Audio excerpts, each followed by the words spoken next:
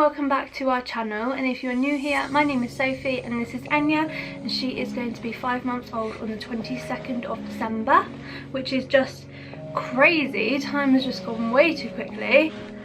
So today I wanted to share with you my top 5 mum tips, tricks or hacks. These are things that really worked for us when we had Enya. These are things that Pardon? Is that better?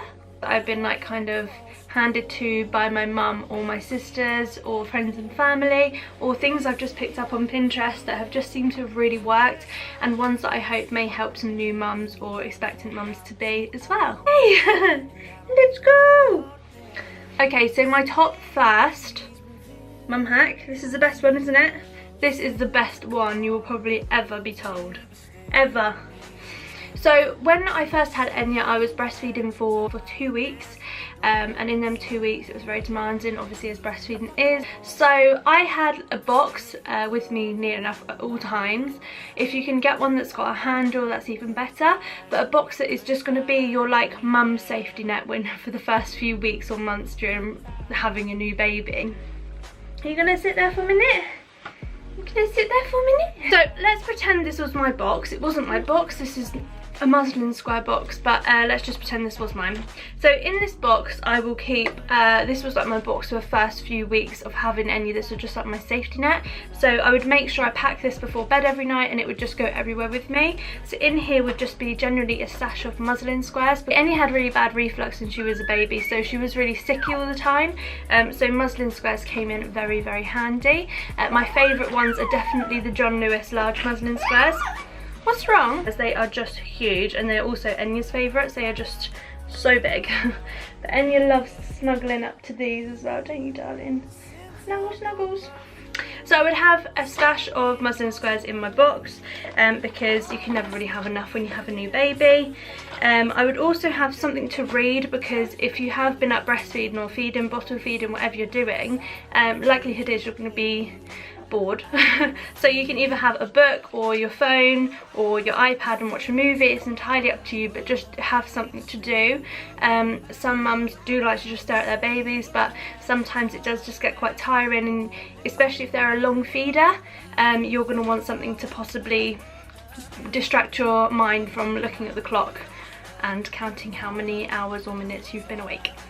The next thing is really important, hydration when you have a new baby, especially if you're breastfeeding, but even so if you're bottle feeding. I know just how demanding that is as well.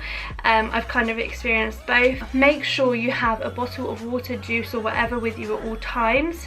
The next thing is a snack. Make sure you take a snack around with you, because if you are up every hour of the evening, which is very likely with a newborn, you're going to get really hungry.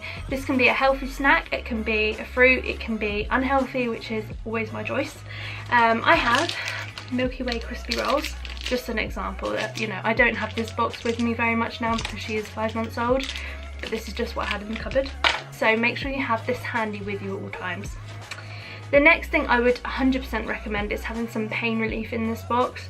So my choice was ibuprofen. I don't know why, it all just seems to work better for me. I had quite a lot of stitches after I'd had Enya, so I was on painkillers for quite a long time after giving birth. But also breastfeeding, really, the first few days after having Enya I was still getting very mild abdominal pain, like period pains basically, so I took pain relief wherever I went. So it was really handy to have it in this box with me. Like if I was in her room, if I was in the lounge, I wouldn't have to worry about going to and from, especially if you are in pain after you have just given birth. The next thing I would recommend is if your baby is having a dummy, is to have a stash of dummies in the box. I know you can get glow-in-the-dark dummies as well. For her box we use the mam dummies in particular. These are just a lifesaver, because if your baby has woken up at 2 or 3 o'clock in the morning and then you fed baby and then you've lost a dummy, you then don't have to worry about trying to find that. For the sake of getting some extra sleep, it is just worth just having a few just spare in the box. That is pretty much everything I have in here. Obviously you can add things that you might find more useful to you. Oh, the other thing I was going to say was, if you are breastfeeding, is maybe pop some breastfeeding pads. If you are breastfeeding and you've woken up at 3 o'clock or whatever time you've woken up, sometimes they could be a little bit full, so just you want to do a quick changeover. Again, if baby's just fallen asleep on you, you don't want to be having to get up, go to the bathroom or wherever they're stored. So it's just easier, literally whatever you normally need, put it in this box. Tip number 2. So my second tip is to avoid any nappy spillages or accidents, especially if you have a little boy, is to pop a nappy underneath the dirty one. So pop a clean nappy underneath while the other nappy is still attached. Then simply take the dirty nappy off, wipe, and then you have your clean nappy there, ready. Tip number 3. Tip number 3 is to make a flask of tea before you go to bed, or hot chocolate or coffee, whatever your preference. If you make it before you go to bed, it will still be hot to last you long enough through your night feeds. Now my fourth mum hack or mum tip or trick is a mesh bag for socks and mittens. So I have this mesh bag, I still use it now.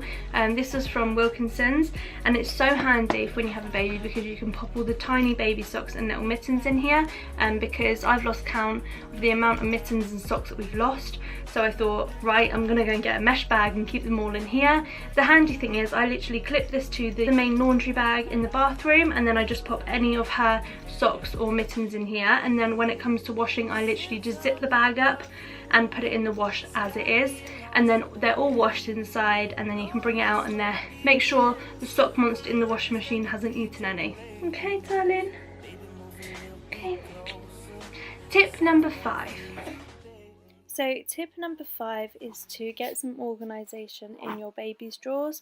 I got these drawer insert kind of things from Sainsbury's, and I store all of her baby vests in one side, and then all of the baby grows in the other. I separate into compartments long sleeve vests and short sleeve vests. This just makes life so much easier after bath time, and you're asking the partner to go and grab you stuff, because if he's anything like mine, he'll be clueless and he'll be like, where is it? You've got so much stuff in here. So this just makes life slightly more organised. And after sharing a picture of these drawers on my Instagram, I get so many messages on how I fold things, so I thought I'd just quickly insert a clip now on how I fold the baby grows. So literally by folding over half of one side and folding the arm back down on itself, and then repeating on the opposite side.